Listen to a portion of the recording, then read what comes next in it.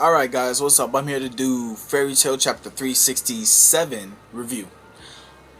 This chapter where we're picking off, Natsu was frozen still by Silver. With that, Natsu was subdued. He was stripped butt ass naked and he was thrown into a prison cell. Natsu's captured. He's subdued. He can't really do anything. In the prison, he finds Lisanna butt ass naked. So, with that, from their conversation, I'm just going to guess that they're going to try and hatch a plan to escape, which is going to be pretty difficult since the chains that are subduing them suppresses magic. So they're going to have to use their brains for this one. And Natsu doesn't have a lot of brains, so this is going to be kind of troubling for them. And I mean, one thing that I wanted to say, there were so many ass shots. There were so many ass shot panels in this chapter. It was ridiculous. So, one thing I want to get to, we also find out what Sayla's magic is.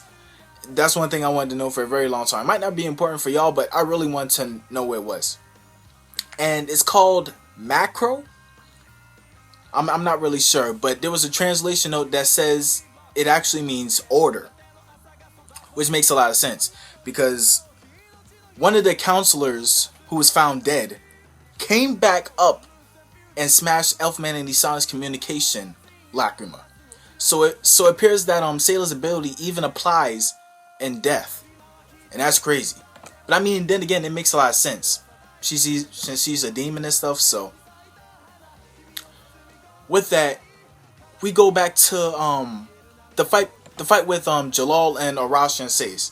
Now remember, it's just out of the members of Arashi and Sace, it's just Cobra, Racer, and Angel. Those three are the only ones fighting. Midnight and what's his name? Hot Eye? Yeah, Hot Eye. They don't fight for some reason that I can't remember.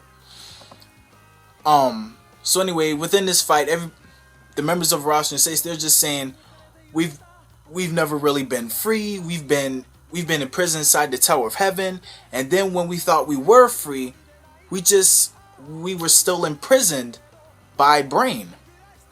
We were never really free. And now that we're actually free, we don't want you ruining that.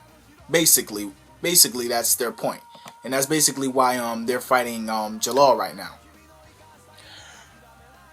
Jalal ends up owning them ridiculously. Well, not ridiculously. He did get his ass pounded, but then again, it was kind of predictable for Jalal to win. Because I mean, they have been locked up for 7 years. I mean, and then these cells, the cells that they're in, they're anti-magic. So they haven't used their magic for 7 years. So it was predictable that Jalal was going to win. So anyway, back to the guild. Happy, he was somehow able to escape Zero and fly back to the guild, all beat up, everything. And for some reason, I'm still wondering how Happy was able to escape Silver like that. Maybe Silver just said, you know what, fuck it, go. I don't care about you, just go. So anyway, Happy comes in and he starts telling them about everything. The ex-counselor being a traitor, everything. Basically everything. So Happy comes and he tells them that he knows where their headquarters are, where their guild is at. And apparently it's on this giant block that is constantly moving. It's like an island, a moving island at that. It moves on its own will. It just moves. It keeps on going. It doesn't stop. So with that, Levy comes up. Haven't seen her for a long time. She comes up and she says, you know what, if you lead me to where it was previously at, we can I can try and track its coordinates, find out its trajectory, so on and so forth. And with that, it seems like Fairy Tail's about to launch a counterattack. I don't really I wonder how this counterattack is actually going to go out, because we got all the members from Fairy Tail. Well, at least that's what I'm guessing. All of them members are just gonna go into Tartaros, get back Erza and Mira Jane, and just leave. But either way, it seems like the final fight is about to come in. So, last page of the chapter, Elfman is back. Last time we saw him, he was strangling Lisanna. And remember, this was against his own will because of Sayla's magic. Order. Whoever her target is, they do whatever they say. Apparently in death also. So that's just some crazy shit.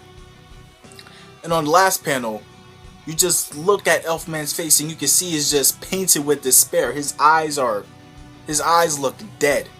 And the words that just come up says, "Fairies should be broken from the inside out."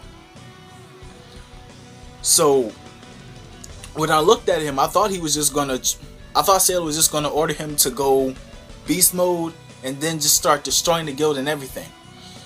But apparently they're much smarter than that.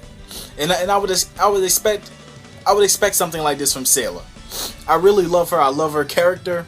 Apparently she's game for Kyoka. I'm all for that. So yeah, guys, that pretty much ends this review. I was pretty much able to get out all of my thoughts. Leave a comment, tell me what you think about this chapter. Solid chapter. I can't wait for next week. It's called the Third Seal. So right now, Tartaros, they found out that both the counselors are dead. Well, 2 with the links are dead, and that the last one is Jalal. So this Third Seal, the next chapter should obviously be focused around Jalal. Maybe Tartaros already finds out where Jalal is at, and they go to target him. Well, just a guess. So yeah, guys, rate, comment, subscribe. See you guys next week.